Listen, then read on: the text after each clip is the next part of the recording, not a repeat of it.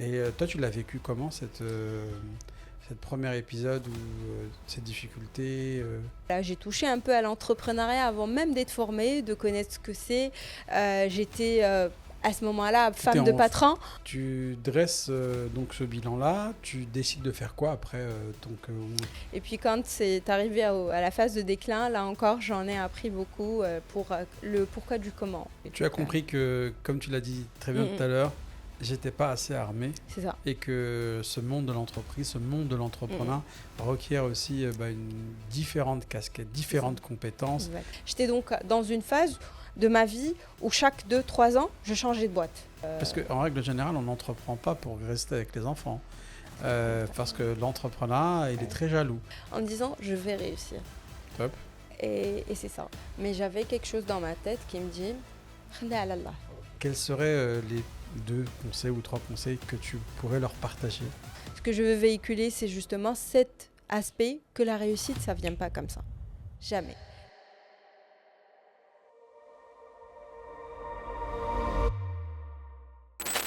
Bonjour, aujourd'hui on se retrouve pour un nouvel épisode du podcast L'échec mon allié. J'ai grand plaisir d'accueillir aujourd'hui Fouzia. Bonjour Fouzia. Salam. Comment tu vas? Ça va très bien. Ça va? Alhamdulillah. On est où là aujourd'hui? On est à Casablanca, au Maroc. Et on a la chance de découvrir une entrepreneure qui va nous parler de son parcours de vie. Est-ce que tu connais un petit peu comment ça se passe dans le podcast L'échec mon allié? J'ai fait un petit peu mes recherches, donc du coup j'ai une petite idée.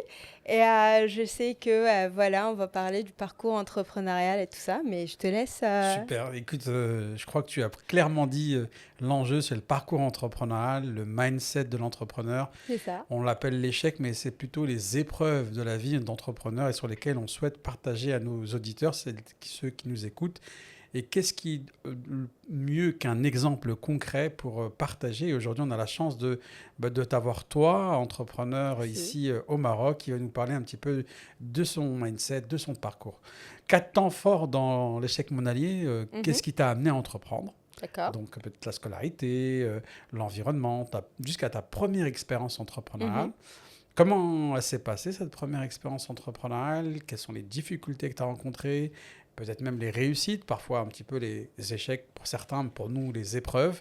D'accord. Et tu vas nous parler aujourd'hui. Aujourd'hui, tu développes quelle activité, quel service, si c'est la même activité ou c'est une autre activité que tu as lancée. Enfin, tu vas nous donner ta vision, quelles sont tes perspectives et on conclut par les conseils pour nos entrepreneurs. Voilà un peu le format de ce podcast L'échec mon allié. Aujourd'hui, j'ai le grand plaisir de te recevoir. C'est un plaisir. Fouzia, je vais te laisser directement te présenter, nous présenter un petit peu ton parcours, comment tu as grandi et quelles sont les choses qui t'ont préparé ou non à l'entrepreneuriat. Très bien, merci beaucoup en tout cas, merci de me recevoir.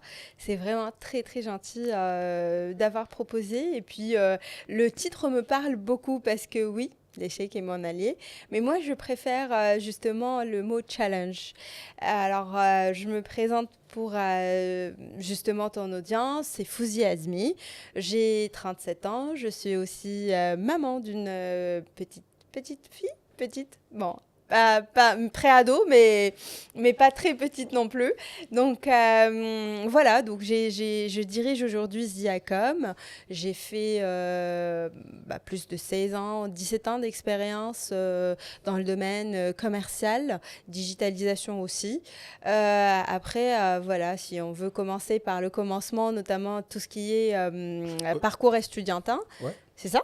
Oui, bien sûr. Donc, juste pour rappeler, aujourd'hui, tu as le nom de ta société, rappelle-nous, c'est Ziacom. Ziacom, et qui développe des solutions de digitalisation pour les TPME ici au Maroc, c'est ça? C'est ça, exactement. Et on y reviendra tout à l'heure. Donc là, maintenant, on fait notre retour vers le futur, le fameux comeback dans le passé. Tout ça a commencé comment? Quel type de scolarité? Quel environnement tu as grandi? Alors moi j'ai grandi à Rabat, donc j'ai fait mes études là-bas aussi. Je suis un produit de l'école marocaine. Du coup voilà, j'ai eu mon bac à Hassan Thani pour ceux qui connaissent. Ensuite voilà, j'ai pas fait mes études directement après le bac parce que j'ai quand même essayé. J'ai été à la faculté, puis ensuite j'ai fait en part-time aussi un centre d'appel. Et du coup voilà, j'ai touché un peu à l'argent, j'ai aimé ce que c'est et j'ai laissé tomber les études. études pour me marier et partir de Rabat. Et voilà, et vivre une vie de couple, ensuite une vie d'entrepreneuriat, parce que c'était à ce moment-là qu'on a commencé un premier projet qui était le premier échec.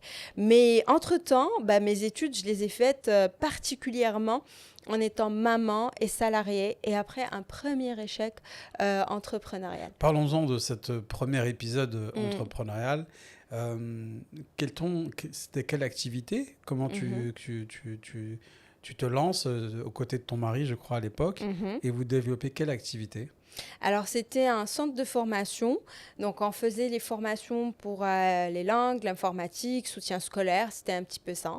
Après, moi, j'étais justement en aide sur ce projet-là parce qu'il avait justement des associés.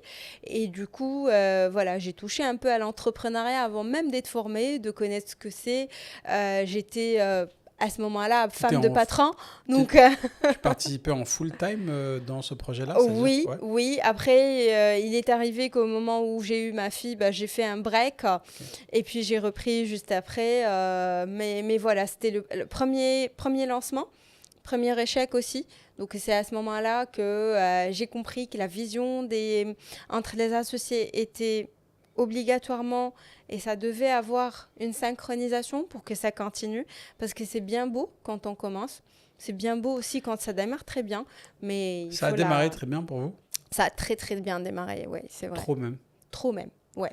On était même victime de notre succès à un certain moment. On rappelle centre de formation. C'est ça. En langue ou langue, informatique, AutoCAD, Archicad. En fait, on faisait un petit peu tout ce qui est demandé. Pour nous donner un ordre de grandeur, c'est combien de personnes qui étaient accompagnées ou formées chez vous à peu près? Alors, je peux dire qu'on a quand même touché à peu près 1000 abonnés ou un petit peu plus. C'était différents âges, vraiment des petits jusqu'aux grands. On a même fait des formations professionnelles pour une grande entreprise dans la région. On a signé un partenariat. Leur cadre et responsable était venu se former chez nous. Donc du coup, c'était vraiment très, très fort. Ok, donc on a autant la formation des enfants, des jeunes, mais donc, pour le milieu scolaire, pour les compléments liés, je dirais, à l'apprentissage, pour renforcer les compétences acquises ou à travailler dans l'école, et la formation aussi des adultes. C'est ça. Donc, cette première expérience entrepreneuriale aux côtés de ton mari, elle dure combien de temps? Elle a duré à peu près 2 ans ou 3 ans, j'ai envie de dire. Mais ça a décliné très rapidement parce que, voilà, comme j'ai dit, il y avait des problèmes d'associés et tout ça. C'est vraiment les problèmes d'associés qui ont cristallisé les difficultés, c'est principalement ça. Après, il y avait aussi d'autres choses que j'ai compris par la suite quand j'ai fait la formation, puisque juste après cette faillite, j'ai décidé justement... Et t'avais quel âge là, à ce moment-là? J'avais 27 ans, 28 ans, donc vraiment... non, même un peu moins, je pense. Un peu moins. C'était un moment où j'avais eu ma fille, donc non, j'avais à peu près 23-24 ans. D'accord, on est au cœur vraiment d'un premier projet entrepreneurial qui commence fort, des difficultés entre associés, commence à créer des conditions un petit peu parfois difficiles à gérer, des tensions qui naissent et le business qui périclite. Et toi, tu l'as vécu comment, cette premier épisode ou ces difficultés c'était vraiment difficile parce qu'arrivé à un certain moment, c'était trop bien. Mais ça avait aussi des sacrifices pour un couple, pour des jeunes qui venaient de démarrer aussi une vie maritale.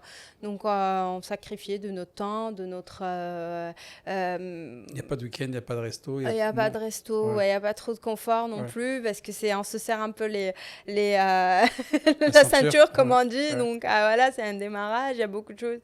Donc, voilà, ça m'a vraiment beaucoup appris sur le lancement d'un projet.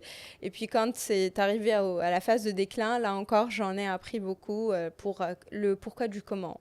Okay. C'est ça. Tu dresses donc ce bilan-là. Tu décides de faire quoi après Donc ça, c'était le premier échec, mais ça a donné aussi une fraction, j'ai envie de dire, au couple. Donc on est revenu à Rabat avec beaucoup de charges émotionnelles, beaucoup de soucis. financiers, des soucis de couple et beaucoup de choses. Ensuite, voilà, c'est là où j'ai décidé de finir mes études parce que je me sentais pas armée comme il faut.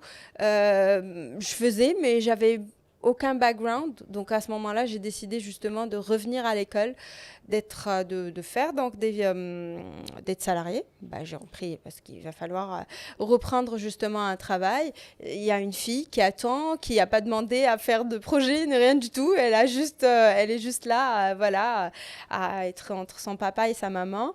Et ensuite, bah voilà, j'ai fait un DTS, diplôme technicien spécialisé en gestion d'entreprise. Ça se fait en 2 ans. Moi, je l'ai fait en 3 ans parce que je l'ai fait en soirée week-end, donc de 7 à 9, tous les soirs. Ah oui, donc tu reprends, tu prends conscience de l'importance de certaines notions que tu avais peut-être vues en entreprise et peut-être qu'il y avait cette volonté d'aller compléter une formation. Tu le fais parce que tu le fais en horaire décalé aussi, c'est quelque chose qu'il faut saluer. Et tu as des longues journées. Des longues journées. Et donc tu réussis à avoir ce diplôme, c'est une fierté pour toi? Oui, c'était ma première fierté. J'étais fière. J'étais aussi fière de rendre ma maman, Allah yarhamaha, fière de moi parce qu'elle était professeure, donc elle voulait que je fasse des études. Et ensuite, j'ai pris goût à la formation. Mais à ce moment-là, c'était pas une formation forcée comme on avait l'habitude d'avoir au lycée ou au collège, mais c'est plus une formation que j'avais envie de faire parce que c'était par choix. Et en plus, ça m'a permis de comprendre justement, je touchais à la comptabilité, je touchais à l'administratif, je touchais à la gestion des équipes et autres, mais j'avais aucun background. Et donc, quand j'ai étudié ça, bah, ça m'a permis de comprendre un petit peu les socles de tout ça. Et puis voilà, j'ai pris goût à ça, j'ai continué aussi, mais jusqu'à ce jour-là aussi, où je fais encore un master en intelligence économique et en PMP, management de projet. Tu as compris que, comme tu l'as dit très bien tout à l'heure, j'étais pas assez armé. C'est ça. Et que ce monde de l'entreprise, ce monde de l'entrepreneur requiert aussi une différente casquette, différentes compétences. Exact. On manage des projets, des hommes, des clients, donc il y a des connaissances dans tous les secteurs d'activité. Là, tu dis, tiens, il faut absolument que je renforce mes compétences sur ces sujets. Tu le fais brillamment.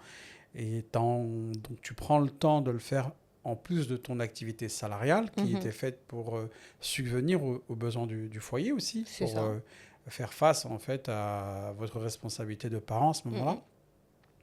Et là, il y a quelque chose qui te dit on va à l'entrepreneuriat ou on reste encore Pas encore, ouais. Pas encore. C'était vraiment... ce qui se passe, c'est que je finis mes études.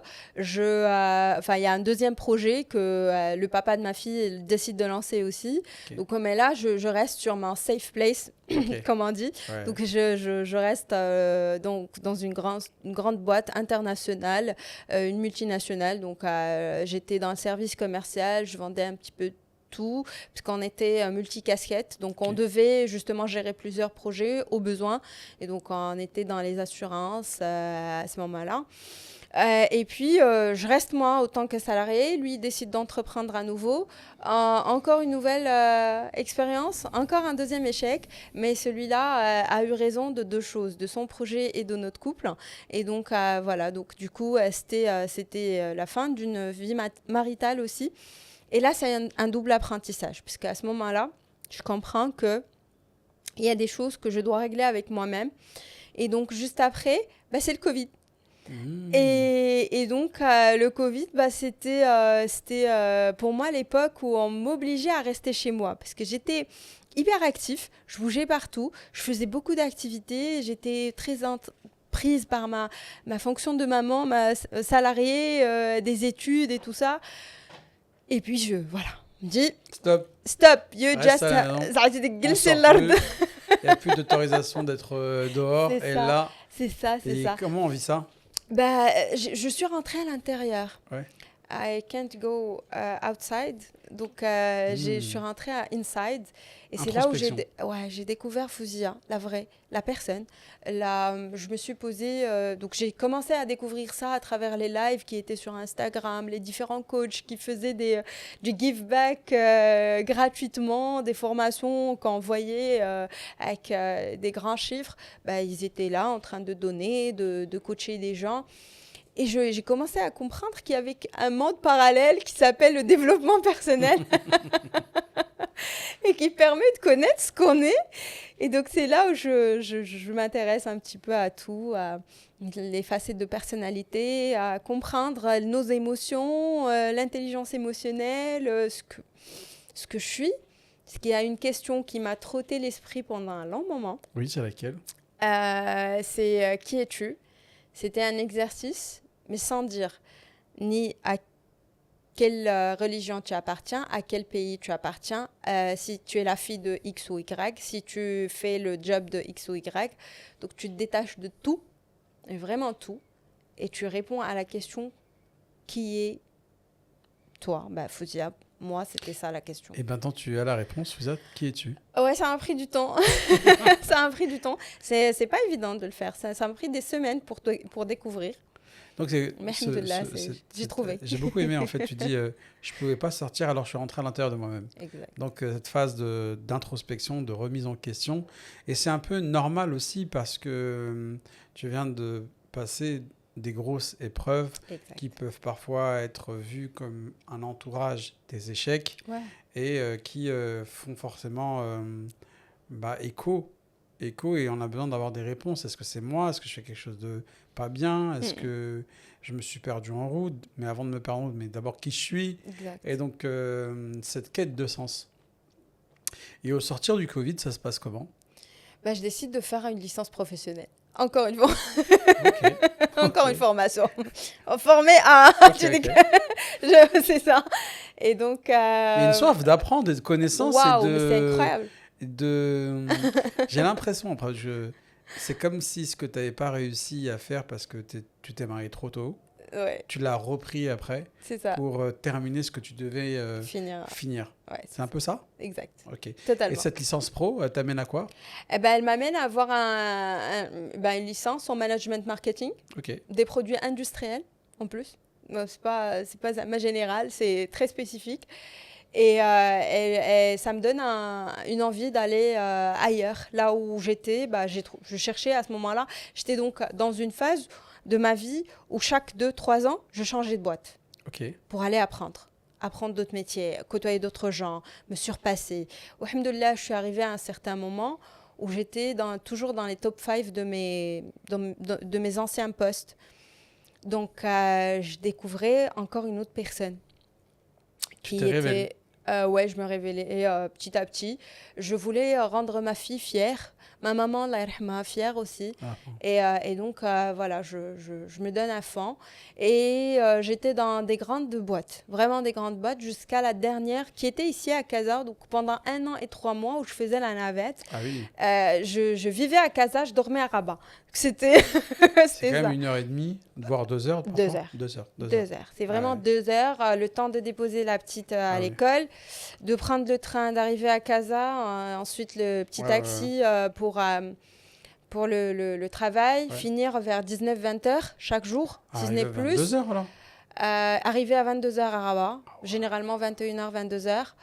Je devais encore gérer mon foyer, ma fille, tout ce qui va avec. Les petites courses faites toujours le soir. Le week-end aussi un peu. C'est un planning. C'est du non-stop. C'est vraiment du non-stop. Et apprentissage au continu. Oh là là. Ouais. Et là, je ne suis pas une wow woman, mais pour moi, c'était un rythme normal. Je pense que tu devrais faire un test sur les hyperactifs et les TDAH. On en a parlé. Tu devrais regarder parce que si ce rythme-là te paraît normal... C'est normal. Donc, je pense que je t'invite à faire le test. Je vais le faire. Et donc, si jamais il y a ce métier, on me contacte sur les réseaux. Sur les réseaux, n'hésitez pas. Moi, je suis cliente. Et donc là, à quel moment tu décides finalement de porter le projet que tu portes aujourd'hui? C'est ça. Et c'est à ce moment-là où il y a encore un petit épisode? Ouais, c'est ça. Je suis passée par une petite phase personnelle un peu délicate. J'ai perdu ma grande-maman, donc Mouhnia, Allah yarhamha. Et c'est la tough woman, comme on dit. C'est la femme qui a élevé mon papa et 9 autres enfants. Et je dis, Allah yarhamha, mon grand-père était décédé, elle avait 36 ans. Ah oui, donc, très tôt. Très, très tôt. Et elle a pris une grande famille, une tribu, j'ai envie de dire. Et donc, voilà, c'était la femme qu'on voyait toujours tenir le coup. Et c'est à ce moment-là que je me suis dit, mais waouh, elle a fait des choses. Et c'était à ce moment-là, c'était le même âge. J'avais 36 ans à ce Ah oui, moment-là. oui, oui, oui, oui. J'avais le même âge et je me suis dit, bon, peut-être que c'est peut-être un signe ou les choses comme ça. Ouais. Et donc, voilà, j'ai décidé d'arrêter mon travail à Casa, de revenir aux sources à Rabat, de m'occuper un petit peu plus de ma fille. Je me suis dit, mais pas de job qui va me donner tout ça Ouais. et concilier Mes la différentes vie casquettes. pro-perso, maman, solo, étudiante, hada, donc c'est pas possible. Tous les patrons, ils voudront de mon énergie, mais ils voudront pas me donner du travail comme ça. Donc c'est là où je me suis dit, Prise de j'ai eu juste conscience. c'était plus la pensée que j'ai envie de dire بحال كيفاش تقولها comment dire apaisante, voilà, en me disant que ça va le faire. Ok. C'était le mot qui trottait dans mon esprit, pas d'inquiétude, j'étais vraiment zen, Ok. pas d'épargne. Très très très hada, ancré dans mes valeurs, en me disant je vais réussir. Top. Et c'est ça. Alors qu'on vient de traverser deux grandes épreuves entrepreneuriales, Ouais. qualifiées d'échecs, qui ont eu un coup fort, un divorce, une remise en cause. Malgré tout ça, tu transformes tout ça en une énergie Exact. et une zen attitude pour Ouais. dire ça va le faire. Ça va le faire, mais j'ai envie de dire que c'est une pensée divine. Ok. Parce qu'à un certain Ok, moment, ok, c'était je pas vois. moi, mais j'avais quelque chose dans ma tête qui me dit Khla ala Allah. Ok. C'est-à-dire C'est le cette bon Dieu qui va le faire. boussole de spiritualité C'est qui ça. t'anime. Exact. Tu dis, toi, qu'Allah, je vais essayer de faire. Je me suis armé de connaissances, j'ai appris et on va tester. C'est ça. Est-ce qu'il y avait peut-être une soif de liberté aussi dans l'entrepreneuriat ou plutôt d'équilibre? Ouais, l'équilibre. Ouais, C'est équilibre. plus l'équilibre, c'est Ouais. pour être présente avec Rakia, ma fille, mais c'est aussi... Parce qu'en règle générale, on n'entreprend pas pour rester avec les enfants. Parce que l'entrepreneur, il est très jaloux. Il veut que lui, il veut faire le travail, il veut ressortir. et la vie de famille, ok, le planning, Bah, ma kench blassa, j'ai un calendrier, si tu veux, on peut faire un câlin, ma fille, etc.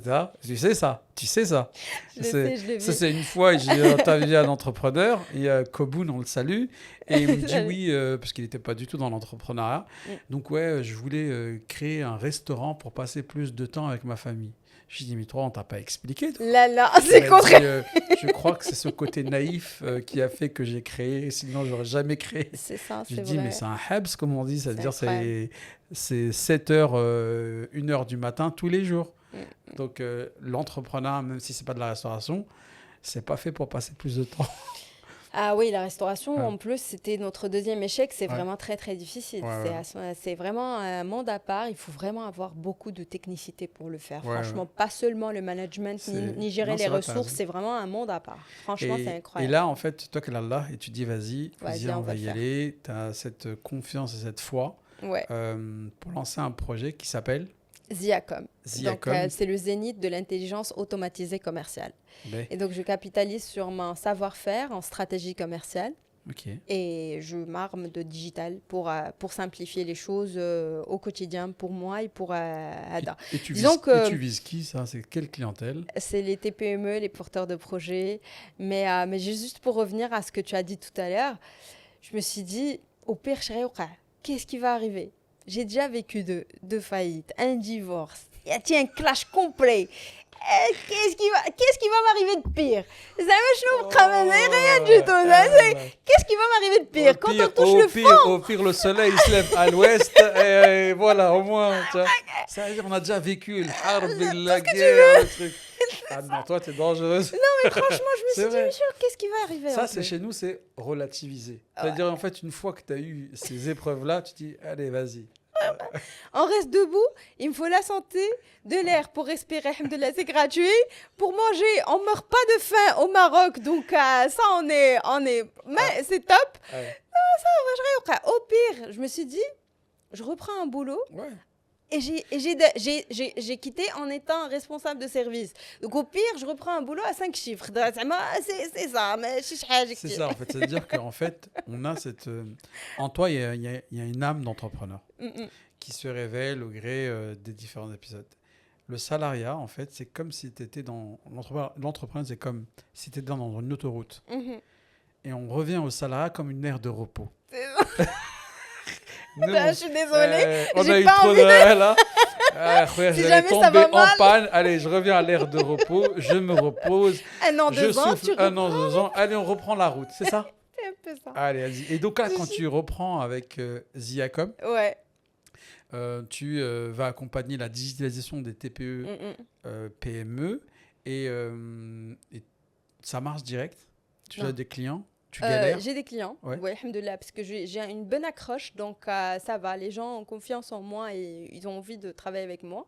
Mais je me suis quand même pris un peu des râteaux dans la gueule, j'ai envie de dire. Je suis désolée pour les mots, mais bon, j'ai quand même voilà, eu mes premiers impayés, mes retards, mes recouvrements. Mais Ada, c'était difficile. J'avais des Et personnes, alhamdoulilah, qui toi, ton m'ont épaulée. activité, c'est d'aller travailler les services informatiques, les services digitaux, ou c'est du conseil, ou c'est du matériel? C'est un accompagnement complet, donc Ok. pas seulement dans le conseil, mais on peut aller même vers la mise en place de services auprès du client, l'accompagner même pour former les équipes, pour travailler avec et autres. Mais la dernière chose qu'on a lancée cette année, c'est justement la formation en vulgarisation des outils d'intelligence artificielle Super, auprès des professionnels. super, super.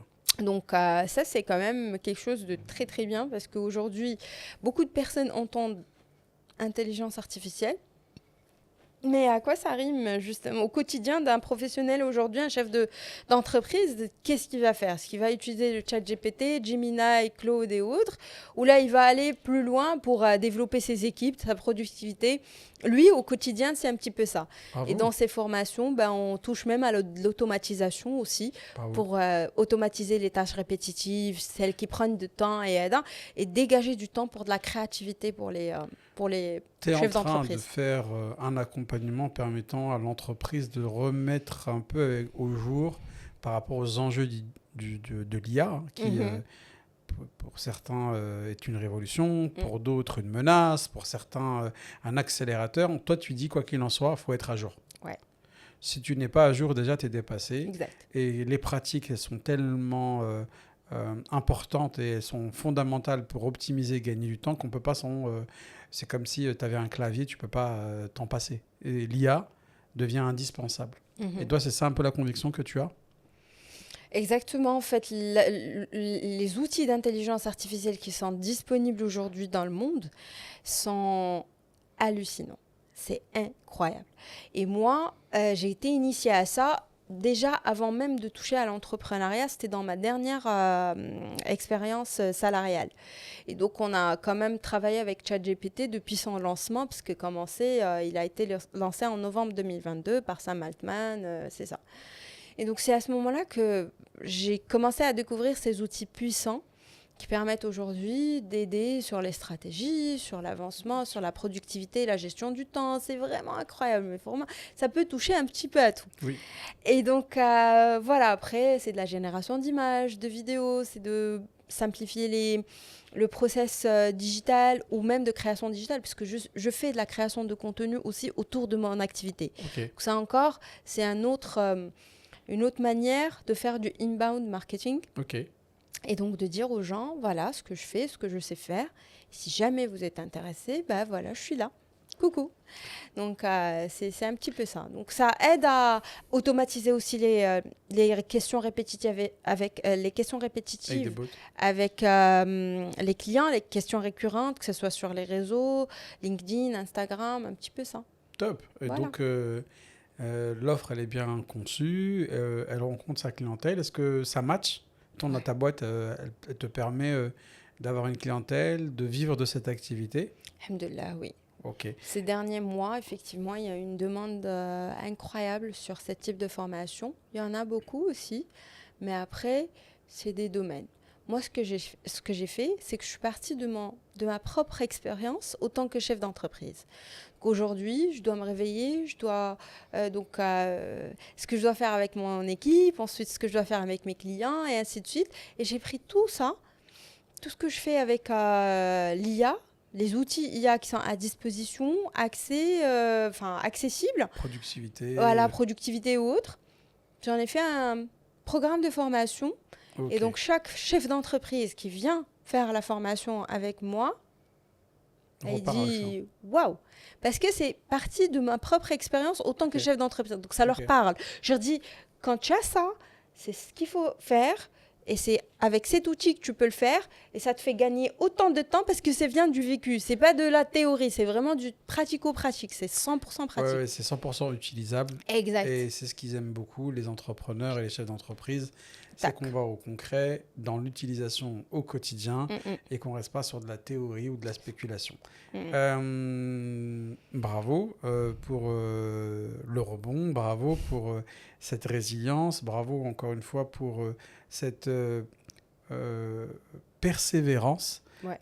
parce que parfois on peut abandonner, mais je vois que dans ton parcours, il y a cette volonté répétée de faire, d'apprendre, Mhm. de se relever. Exact. Et c'est la répétition de ces 3 cycles qui améliore.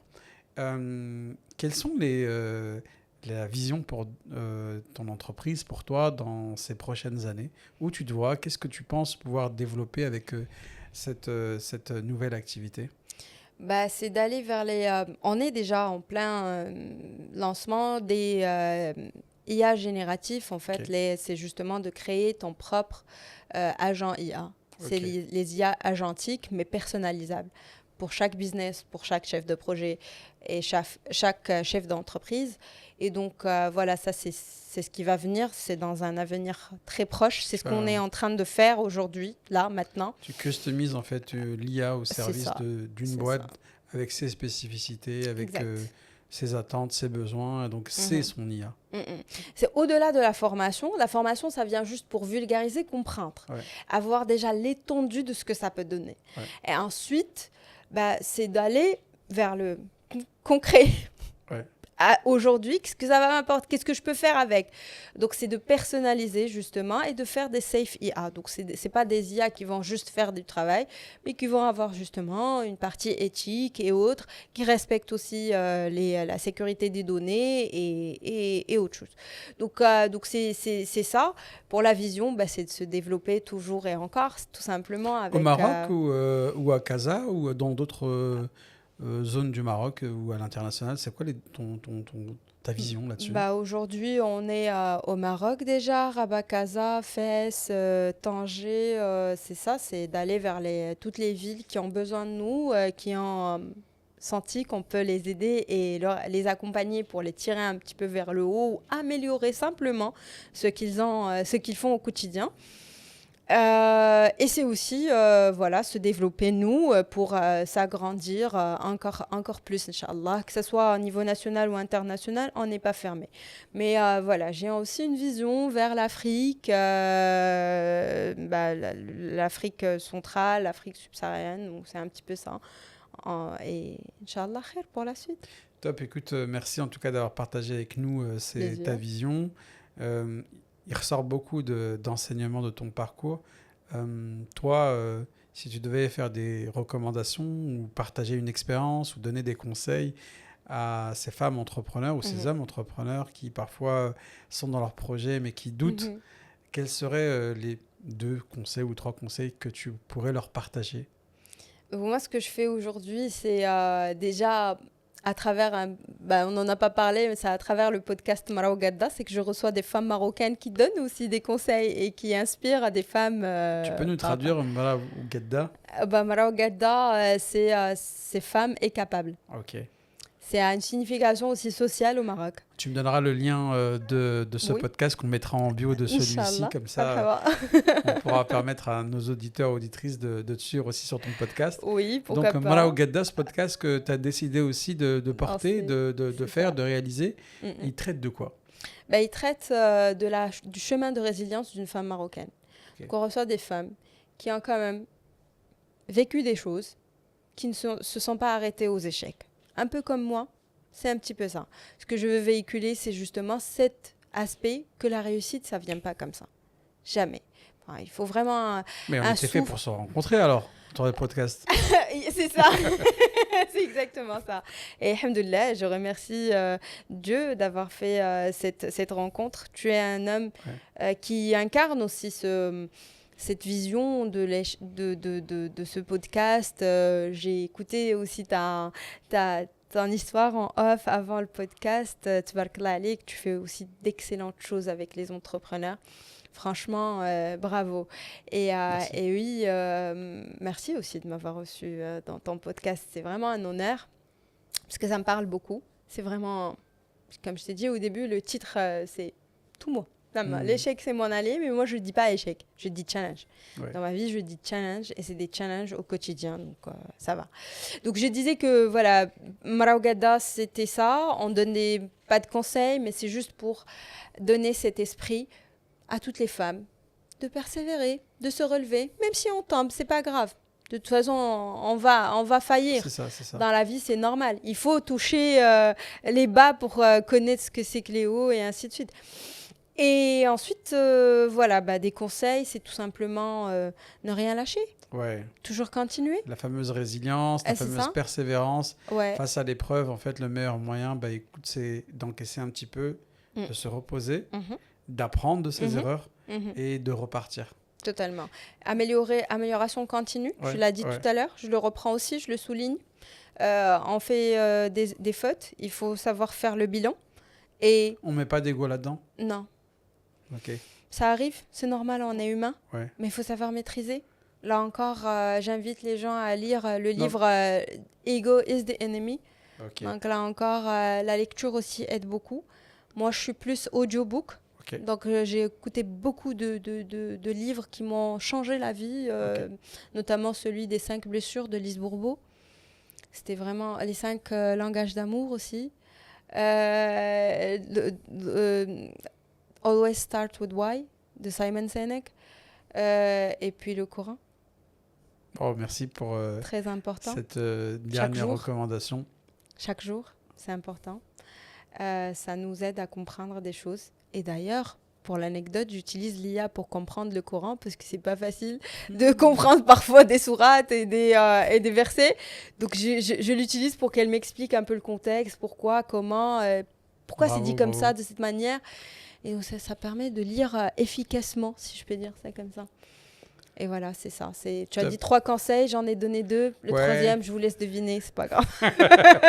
Le troisième, c'est écouter son podcast, les amis, parce que si vous voulez continuer un peu l'aventure et de suivre Fouzia dans ses activités, on aura le grand plaisir de te suivre sur ton podcast. Merci. Je conclus en disant très heureux en fait de t'avoir rencontré, que tu puisses partager ton parcours. Tu incarnes beaucoup de valeurs, en même temps tu es d'une zen attitude, elle est incroyable. Et on aura grand plaisir de suivre un peu ton évolution et de prendre de tes nouvelles. Inch'Allah. Bienvenue dans la communauté du podcast L'échec mon allié. Fouzia, j'ai eu grand plaisir de te découvrir et je te dis donc à très bientôt, Fouzia. Merci beaucoup, merci d'avoir fait le voyage jusqu'au Maroc pour se rencontrer. Merci pour cette proposition, c'est magnifique. Franchement, big up. Merci à toi, bye bye. Merci.